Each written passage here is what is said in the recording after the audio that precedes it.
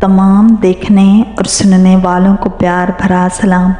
हज़रत इब्राहीम अलैहिस्सलाम ने बुत परस्ती के मामले में पहले तो अपनी कौम से मुनाजरा करके हक़ को ज़ाहिर कर दिया, मगर लोगों ने हक़ को कबूल नहीं किया, बल्कि ये कहा कि कल हमारी ईद का दिन है और हमारा एक बहुत बड़ा मेला लगेगा, वहाँ आप चलकर देखेंगे कि हमारे दीन में क्या लुत्फ़ और कैसी बहार है।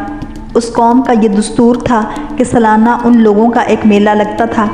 लोग एक जंगल में जमा होते और दिन भर लहू और लाभ में मशगूल रहकर शाम को बुत खाना में जाकर बुतों की पूजा करते और बुतों के चढ़ावे, मिठाइयों और खानों को प्रसाद के तौर पर खाते।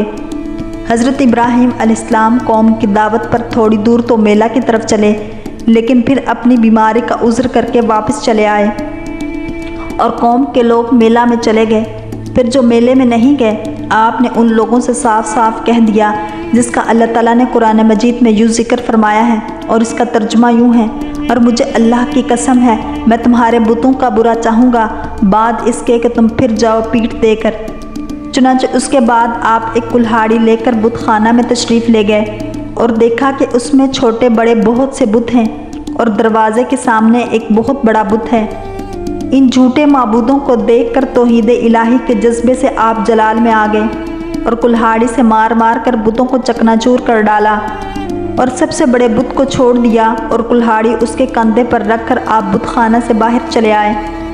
कौम के लोग जब मेले से वापस आकर बुत पूजने और प्रसाद खाने के लिए बुत खाना में घुसे तो ये देखकर हैरान रह गए कि उनके देवता टूटे फूटे पड़े हैं। एकदम सब बुखला गए और शोर मचाकर चिल्लाने लगे, जिसका अल्लाह ताला ने कुरान मजीद में यूँ ज़िक्र फरमाया है, किसने हमारे खुदाओं के साथ ये काम किया, बेशक वो जालिम है। तो कुछ लोगों ने कहा कि हमने एक जवान को जिसका नाम इब्राहीम है उसकी ज़ुबान से इन बुतों को बुरा भला कहते हुए सुना है। कौम ने कहा कि उस जवान को लोगों के सामने लाओ, शायद लोग गवाही दें कि उसने बुतों को तोड़ा है। चुनांचे हज़रत इब्राहीम अलैहिस्सलाम बुलाए गए तो कौम के लोगों ने पूछा कि ए इब्राहीम, क्या तुमने हमारे खुदाओं के साथ ये सलूक किया है? तो हज़रत इब्राहीम अलैहिस्सलाम ने फरमाया कि तुम्हारे इस बड़े बुत ने किया होगा, क्योंकि कुल्हाड़ी उसके कांधे पर है। आखिर तुम लोग अपने इन टूटे फूटे खुदाओं ही से क्यों नहीं पूछते कि किसने तुम्हें तोड़ा है? अगर ये बोल सकते हो तो उन्हीं से पूछ लो, वो खुद बता देंगे कि किसने तोड़ा है। कौम ने सर झुकाकर कहा कि ए इब्राहीम, हम इन खुदाओं से क्या और कैसे पूछें? आप तो जानते ही हैं कि ये बुत बोल नहीं सकते। ये सुनकर हज़रत इब्राहीम अलैहिस्सलाम ने जलाल में तड़प कर फरमाया, जिसका अल्लाह ताला ने कुरान मजीद में यूँ ज़िक्र फरमाया है, कहा तो क्या अल्लाह के सिवा ऐसे को पूछते हो जो न तुम्हें नफ़ा दे और न नुकसान पहुँचाए? तुफ़ है तुम पर और इन बुतों पर जिनको अल्लाह के सिवा पूछते हो, तो क्या तुम्हें अक्ल नहीं? आपकी इस गवाही का नारा सुनकर कौम ने कोई जवाब नहीं दिया, बल्कि शोर मचाया और चिल्ला चिल्ला कर बुत परस्तों को बुलाया, जिसका अल्लाह ताला ने कुरान मजीद में यूँ ज़िक्र फरमाया, इनको जला दो और अपने खुदाओं की मदद करो अगर तुम्हें करना है। चुनांचे ज़ालिमों ने इतना लंबा चौड़ा आग का अलाव जलाया कि इस आग के शोले इतने बुलंद हो रहे थे कि उसके ऊपर से कोई परिंदा भी उड़ कर नहीं जा सकता था।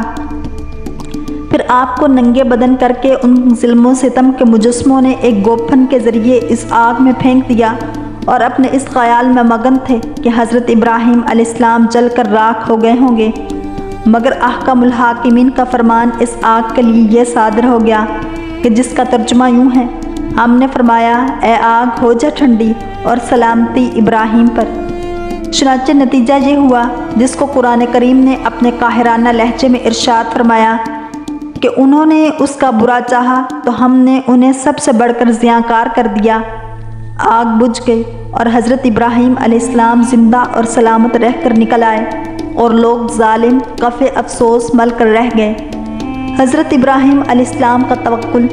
रवायत है कि जब नमरूद ने अपनी सारी कौम के रूबरू हज़रत इब्राहीम अलैहिस्सलाम को आग में फेंक दिया तो सिवा ज़मीन में कोई और इंसान तेरी तौहीद का अलमबरदार और तेरा परस्तार नहीं। फरिश्तों ने यह अर्ज़ किया, लिहाजा तो हमें इजाज़त दे कि हम उनकी मदद और नुसरत करें। तो अल्लाह ताला ने फरमाया कि इब्राहीम मेरे खलील हैं और मैं उनका माबूद हूँ।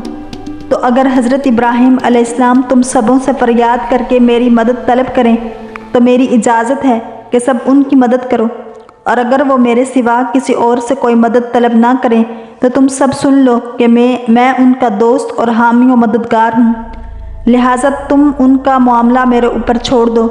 اس کے بعد آپ کے پاس پانی کا فرشتہ آیا اور کہا کہ اگر آپ فرمائیں تو میں پانی برسا کر اس آگ کو بجھا دوں۔ پھر ہوا کا فرشتہ حاضر ہوا اور اس نے کہا کہ اگر آپ کا حکم ہو تو میں زبردست آندھی چلا کر اس آگ کو اڑا دوں۔ تو آپ نے ان دونوں فرشتوں سے فرمایا کہ مجھے تم لوگوں کی کوئی ضرورت نہیں، مجھ کو میرا اللہ کافی ہے اور وہی میرا بہترین کارساز ہے، اور وہی جب چاہے گا اور جس طرح اس کی مرضی ہوگی میری مدد فرمائے گا۔ اور جب آپ آگ کے شعلوں میں داخل ہو گئے تو حضرت جبرائیل علیہ السلام تشریف لائے اور کہا کہ اے خلیل اللہ، کیا آپ کو کوئی حاجت ہے؟ تو آپ نے فرمایا کہ تم سے کوئی حاجت نہیں ہے۔ تو حضرت جبرائیل علیہ السلام نے کہا کہ پھر خدا ہی سے اپنی حاجت عرض کیجیے۔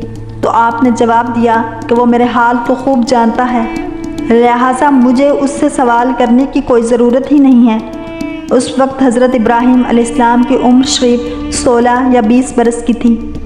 آپ کتنی دیر تک آگ میں رہے، اس بارے میں آپ کتنی مدت تک آگ کے اندر رہے، 3 اقوال ہیں۔ بعض مفسرین کا قول ہے کہ 7 دنوں تک آپ آگ کے شعلوں میں رہے، اور بعض نے یہ تحریر کیا ہے کہ 40 دن تک رہے، اور بعض کہتے ہیں کہ 40 دن تک آپ آگ میں رہے، جس کا اللہ تعالیٰ کے سوا کسی کو علم نہیں۔ درس ہدایت اس واقعے سے ان لوگوں کو تسلی ملتی ہے جو باطل کی طاغوتی طاقتوں کے بالمقابل استقامت کا پہاڑ بن کر ڈٹ جاتے ہیں اور باطل سے ڈرتے نہیں بلکہ ان کا ڈٹ کر مقابلہ کرتے ہیں۔ اللہ تعالیٰ ہم سب کو نور ایمان عطا فرمائے اور عشق مصطفیٰ صلی اللہ علیہ وآلہ وسلم نصیب فرمائے۔ اگر آپ کو یہ ویڈیو پسند آئی ہے تو لائک، شیئر اور سبسکرائب کرنا مت بھولیے تاکہ ایسی ہی اسلامک انفارمیٹیو ویڈیوز آپ تک پہنچتی رہیں۔